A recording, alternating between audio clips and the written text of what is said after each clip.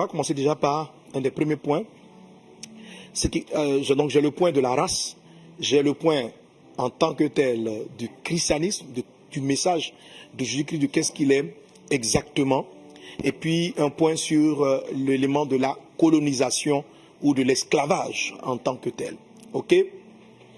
Alors, premier aspect donc de la question, c'est l'histoire de la race. Les gens posent la question à savoir, ils réfléchissent en termes de race, de couleur de peau, etc. Je voudrais te dire de prime abord que Dieu est un esprit et qu'il n'est pas dans les histoires, il est au-dessus de la race. Il n'y a pas de race pour Dieu. Amen. Il y a des hommes qu'il a créés et ils sont tous son image. Alors, je vais te montrer cela simplement. Ma peau est brune, ok? Si vous prenez la peau de quelqu'un qui a la peau rose, blanche, comme tu veux, et que tu enlèves, y a-t-il une différence entre quelqu'un qui avait la peau brune et quelqu'un qui avait la peau blanche? Y a-t-il une différence? T'as-tu posé la question pourquoi il y a combien de groupes sanguins? Est-ce qu'il y a des groupes sanguins pour les noirs et puis des groupes sanguins pour les blancs? Est-ce qu'il y a des groupes sanguins pour les noirs et puis il y a des groupes sanguins pour les blancs? Si tu vois un squelette, fais-tu la différence entre un squelette de blanc et un squelette de noir? Dès l'instant où vous enlevez la couleur de la peau, dès l'instant où vous enlevez la couleur de la peau, tout le reste à l'intérieur, entre ceux qu'on appelle les blancs ou ceux qu'on appelle les noirs, est identique. On a le même sang, on a les mêmes qualités de sang. Nous sommes tous de la même origine, tous de la même origine.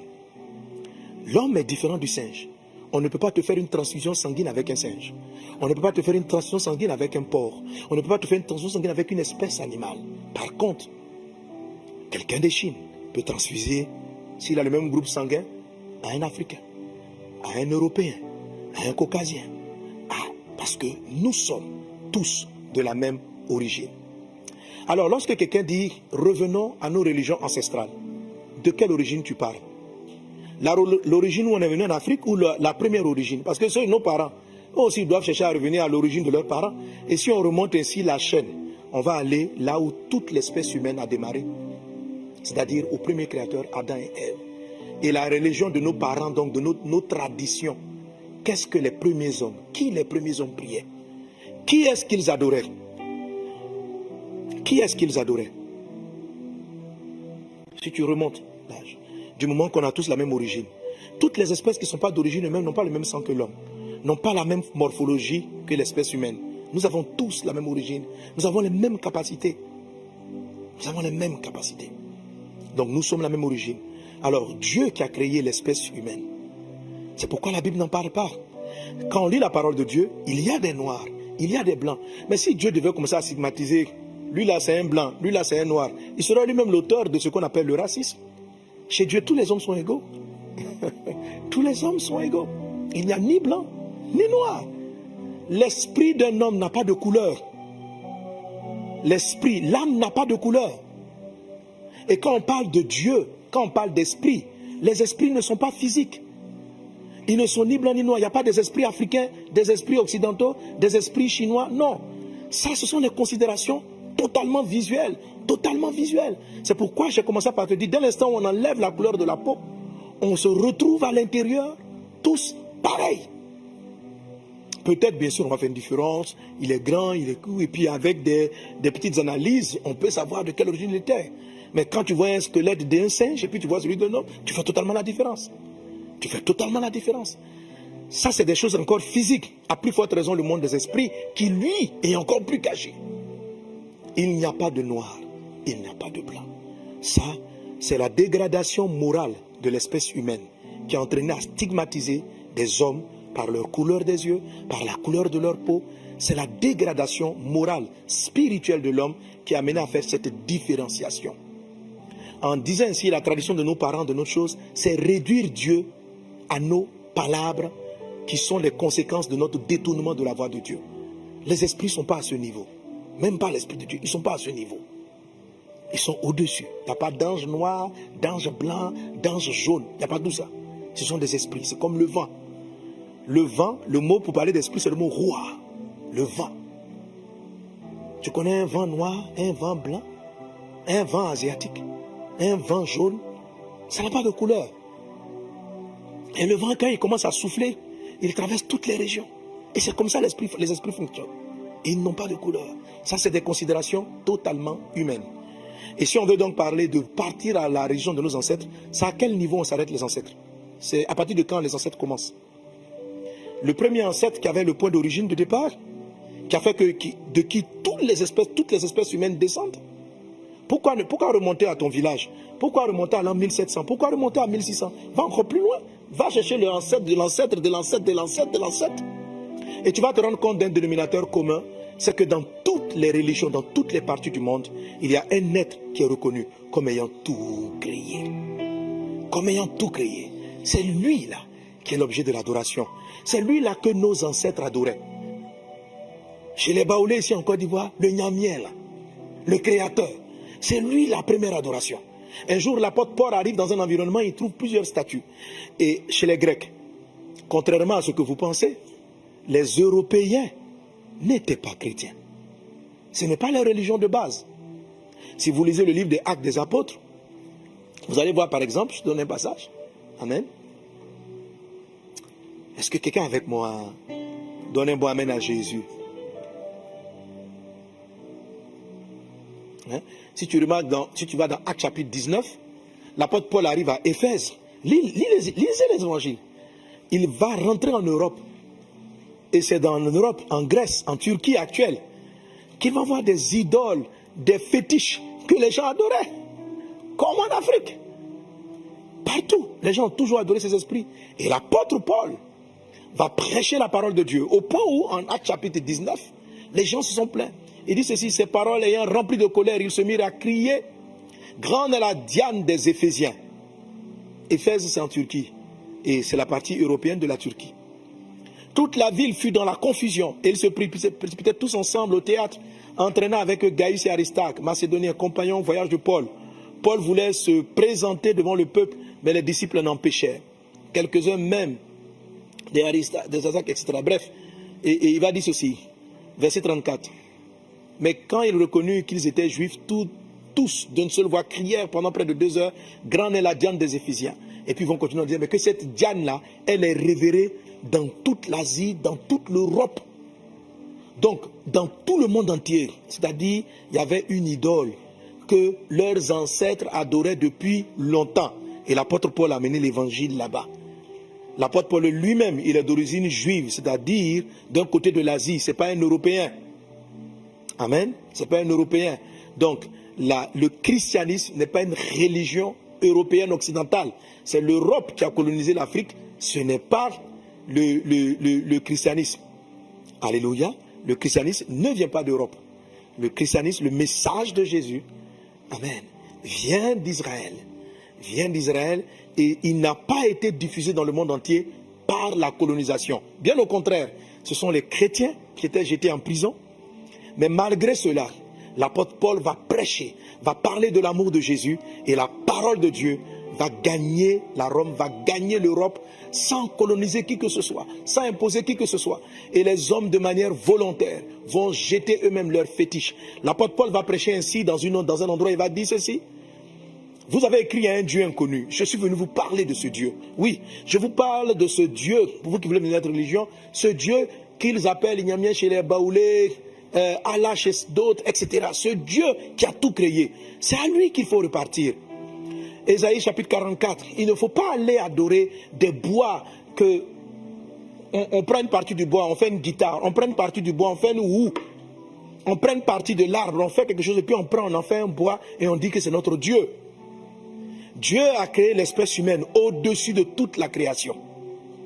Mais des esprits malins ont possédé le monde entier, pas l'Afrique. La Bible décrit leur chute depuis la chute de Satan. Ils ont possédé le monde entier. Le message de Jésus n'était ni en Europe, ni en Afrique, ni en Asie, ni en Amérique. Tous les peuples de la terre se sont détournés du Créateur et ont commencé à adorer des idoles, des fétiches, des objets qui ont été créés. Le même bois que nos parents prenaient pour aller faire le feu, c'est ce même bois-là, un esprit vient leur dire, Voilà, adore-le. Ça a été une manière d'avilir l'espèce humaine. Le diable a toujours voulu avilir l'espèce humaine, l'avilir à adorer des rivières. Or, l'eau de la rivière, tu peux le prendre. Et qui donnait des pouvoirs à ces bois? Ce sont ce qu'on appelle des esprits méchants. Ils étaient dans le monde entier, pas seulement en Afrique, mais dans le monde entier. L'évangile de Jésus, l'évangile de Dieu est venu pour ramener le cœur des hommes à Dieu. Si vous lisez les évangiles, vous allez voir que l'évangile était prêché en disant de revenir à Dieu. Repentez-vous, reprenez le chemin de Dieu. Parce qu'à l'origine, ce n'est pas tes ancêtres. L'origine, c'est le début de la création. C'est ça l'origine, c'est ça les vrais ancêtres. Qui était-il? Qui adorait-il? Le Dieu qui a créé le ciel et la terre. Alléluia. Amen. Alors maintenant, pour parler de l'histoire de la colonisation et d'imposition des doctrines. Frères et sœurs, ça, ce n'est pas une affaire qui vient des Occidentaux vis-à-vis de l'Afrique. En Côte d'Ivoire, ici, beaucoup de peuples ont été colonisés par des peuples locaux. Quand vous partez, je donne un exemple dans la région de l'Est de la Côte d'Ivoire, dans la région de Bondoukou. Avant, à l'origine, vous avez ce qu'on appelle les Koulangos. Et les Koulangos ont été colonisés par les Brons qui venaient du Ghana. Ils sont installés. Là-bas, heureusement, il y a eu un mélange de coutumes. Mais si vous parcourez l'Afrique et le monde entier, c'est partout dans le monde, les hommes ont toujours voulu prendre le territoire d'autrui, asservir un peuple, dominer sur quelqu'un, et lorsqu'ils le faisaient généralement, ils leur imposaient leur divinité, les esprits qu'ils adoraient. Et ça s'est fait tout le temps. Ça s'est fait tout le temps. Depuis tout le temps. En Afrique ici, ce n'est pas une affaire de blanc et de noir. C'est une affaire d'un peuple qui vient dominer sur un autre peuple. Et de tout temps, lorsqu'un peuple colonisait un autre peuple, lorsqu'un peuple vainquait un autre peuple, il changeait ses coutumes. Il essayait d'installer et d'instaurer ses coutumes. Par la ruse et par différents moyens, l'Occident a amené en esclavage beaucoup d'Africains, a colonisé et a imposé leurs croyances du moment. Ils ont imposé leurs croyances du moment. Mais la colonisation ne peut pas être le message de Jésus. Ce n'est pas le message de Jésus. Ce n'est pas le christianisme. Toute religion qu'ils ont pu imposer n'a rien à voir avec le message de Christ. Parce qu'en Jésus, le message de Jésus, tu ne fais pas du mal à ton prochain. Le message de la Bible, tu aimes ton prochain, tu respectes ton prochain, tu as de la considération pour ton prochain. Ça, c'est une apostasie, c'est ce que vous appelez le christianisme, que les gens sont venus pour prendre pour spolier les personnes. Ça n'a rien à voir avec le message de la Bible. Ça n'a rien à voir avec le message de la Bible.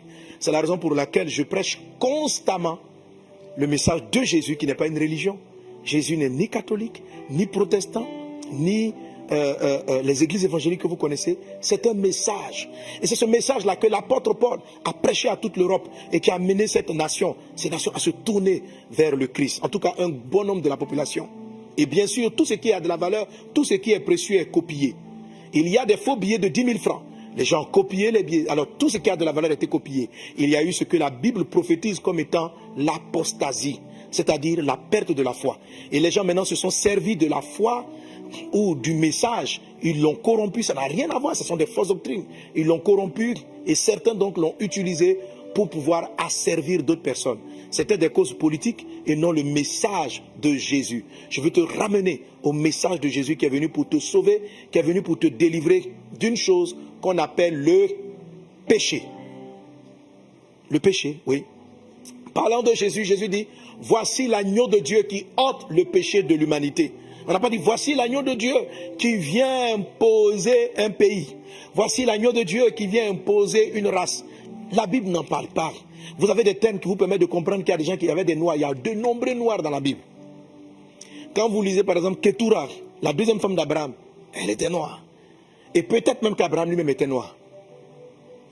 Peut-être même qu'Abraham. Jésus n'était pas blanc caucasien. Parce qu'il venait d'Israël. Et ils ne sont pas blancs caucasiens. Ils ne sont pas blancs caucasiens. Donc, j'ai vu souvent aussi des pasteurs. Je comprends. Parce qu'il y a une affaire de revendication de l'identité. Il y a une affaire de revendication de l'identité. Mais Dieu n'est pas au niveau de la bassesse où l'humanité s'est abaissée pour commencer à se condamner, à se juger. Quand vous partez, dernièrement, on parle des Rohingyas en Asie, où d'autres personnes se considèrent peuple. Lorsque Hitler allait vouloir, comment dirais-je, il voulait envahir toute l'Europe, il a envoyé le concept de la race aryenne. Et il a défini un type de personne. Parce que quand le cœur de l'homme est mauvais. Le cœur de l'homme s'est livré au péché. C'est livré à la violence. Et quand l'homme est comme ça, il a besoin de créer une différenciation pour dire, voilà ceux qui vont régner sur un tel, voilà ceux qui vont régner. Donc il y a des menteurs et des faux qui ont commencé à faire croire et qui ont écrit des thèses totalement mensongères que, de la même manière que Hitler a voulu le faire pour des propres Européens. De la même manière qu'il y a des personnes, et même en Afrique ici, en Côte d'Ivoire ici, il n'y a même pas 100 ans, il y a des ethnies, lorsque un membre de cette ethnie s'assoit, parce qu'ils ont colonisé d'autres peuples, le monsieur ne peut pas s'asseoir sur la même chaise. Il s'assoit par terre.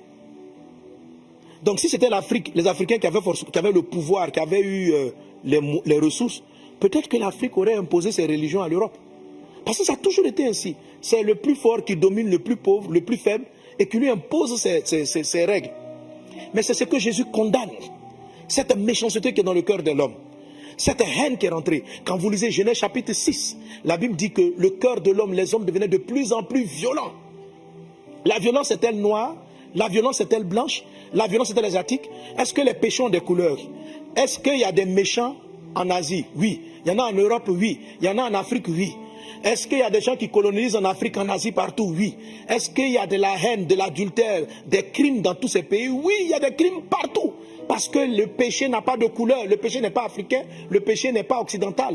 Le péché n'est pas japonais, n'est pas chinois. Le péché, il est en dessous de la peau. Et Jésus est venu traiter avec cela. Jésus est venu traiter parce que c'est par méchanceté qu'un peuple colonise un autre peuple et lui impose ses doctrines. C'est par manque d'amour. Jésus a dit, tu aimeras ton prochain comme toi-même. C'est par manque d'amour. C'est ce que Jésus est venu vaincre. Jésus dit, si quelqu'un te frappe sur le genou l'autre jour, le message de Jésus est totalement radical. Il est totalement radical. Il n'a rien à voir avec vos histoires de couleur, de peau, tout ça. Parce que les hommes sont les hommes. Dans l'équipe de Jésus, il y avait des noirs. Mais la Bible ne mentionne pas, parce que dit que quelqu'un est noir, c'est déjà stigmatisé et c'est déjà marqué des traits de racisme. Donc, le mentionner même, c'est rabaisser la grandeur de Dieu. Le mentionner même. Un Dieu pour les blancs, un Dieu pour les noirs. Dieu n'est pas à ce niveau. Ce sont des esprits.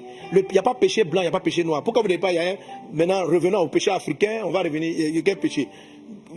Est-ce qu'il y a une manière de, il y a un péché, on dit, bon, les Africains sont... Les mêmes mots, vous les retrouvez en Europe, en Afrique, en Asie, partout. Les gens étaient en Inde, là-bas, les Amérindiens. Là-bas, il y avait aussi des crimes. Là-bas aussi, il y avait des vols. Là-bas aussi, il y avait tout ça. Le péché n'a pas de couleur. Le péché n'a pas de race. Jésus est venu ôter le péché. Pas débattre sur une affaire de comment on prie, mais débattre sur une affaire du péché qui vous amène à vous entretuer, à vous détruire. Et ce péché-là, sa conséquence finale, ce n'est pas sur la terre. C'est quand tu vas devenir squelette, où tu n'as ni couleur de peau, ni là. Quand ton esprit va aller chez Dieu, où il n'y a ni race, ni blanc, ni noir, c'est là que le péché va réapparaître. Le péché qui n'est pas blanc, le péché qui n'est pas noir, le péché qui n'est pas rouge, qui est mondial, va te condamner. Mais maintenant, si tu donnes ta vie au Seigneur Jésus, il ôte cette condamnation. Il est mort à la croix pour effacer tes péchés. Jésus n'est pas dans vos histoires de religiosité ou de colonisation. Les gens ont colonisé, vous imposé leur religion, qui est même pas le christianisme, qui est une corruption du message de Jésus. Ils vous l'ont imposé parce que c'est le cœur de l'homme qui est méchant. C'est tout. Et que quand un autre village ici a colonisé l'autre, il lui a imposé ses fétiches, il lui a imposé ses traditions. Si c'était l'Afrique qui partait là-bas, l'Afrique aurait fait pareil. Parce que le cœur de l'homme est méchant, égoïste. Et Jésus est venu traiter cela. Jésus est venu vous guérir de ce mal. Alléluia. Et je finis avec ceci. Le message de Jésus, pas la religion. Il a la puissance pour changer les vies. J'ai vu là, sur le champ de mon fils Kais Bloom, Miséricorde. Il avait fait une forme de challenge où les gens présentaient leur ancienne image et ce qu'ils étaient devenus. La religion ne fait pas ça. La religion ne fait pas ça. Vous voyez cette dame-là qui était dans le monde du chant, je ne sais plus son nom, qui est devenue serviteur, Claire Bailly. Voilà, Claire Bailly. Amen. Je la salue pour l'occasion. Sois béni, servante de Dieu. Je t'ai écouté, je suis fier. Sois béni. Sers Jésus de tout ton cœur. Persévère dans ce que tu fais. Je rends grâce à Dieu. Amen. Et vous voyez, dans ce film-là, vous voyez comment des gens étaient esclaves de la drogue, de l'alcool, de la perversion. Dites-moi, la drogue là, est-ce qu'elle a une couleur, est-ce qu'elle a une race? Il n'y a pas de drogués en Europe. C'est de ça que Jésus est venu nous délivrer. Vous ramenez, les chrétiens qui veulent répondre à leur débat, vous détournez de du vrai message de Jésus. Vous rentrez, non, la colonisation a fait des bienfaits, ça fait des bienfaits. L'esprit de la colonisation est méchant. L'esprit de la colonisation est l'exploitation que les hommes ont les uns sur les autres. Ce que condamne l'évangile. Ce que condamne l'évangile. Caïn a tué Abel. Un homme veut prendre l'ascendant sur son autre frère. Dieu dit non. Si quelqu'un veut être le plus grand, qu'il soit le serviteur des autres. Voilà ce qu'enseigne Jésus. Et c'est vers ce message que nous vous demandons de revenir. Savoir si vous allez répartir, adorer un bois, ça ne va pas changer votre cœur. Si tu étais ivrogne, tu seras toujours ivrogne. Si tu commettais l'adultère, tu vas toujours commettre l'adultère. Tu es parti faire le bois, mais dans ton attitude, tu n'es pas différent de celui qui va dans une église avec des statues, qui va dans une église avec une grosse croix, qui est voleur et qui est menteur. Il y a des voleurs et menteurs qui adorent des fétiches. Il y a des voleurs et des menteurs qui sont assis dans même chez moi ici à l'église, il y a des voleurs et des menteurs qui sont assis là. Parce qu'ils n'ont pas rencontré Jésus. Ils ont rencontré Vazona, ils ont parlé avec Pasteur Sanogo, mais ils n'ont pas rencontré Jésus. Est-ce qu'on est ensemble? Ils n'ont pas rencontré Jésus. Et quand les gens rencontrent Jésus, comme cette chanteuse Claire Bailly, comme Kais Bloom lui-même dans son truc, et toutes ces vidéos-là qu'il a fait montrer, des gens qui étaient dans l'alcool, Jésus les a changés. Eux, ils ont rencontré le Christ. Ils n'ont pas rencontré une religion. Ils ont rencontré le Christ. Seul Jésus peut faire ça. Ma soeur, le trouble que tu as dans ton cœur, la paix qui te manque, c'est ta relation avec Dieu.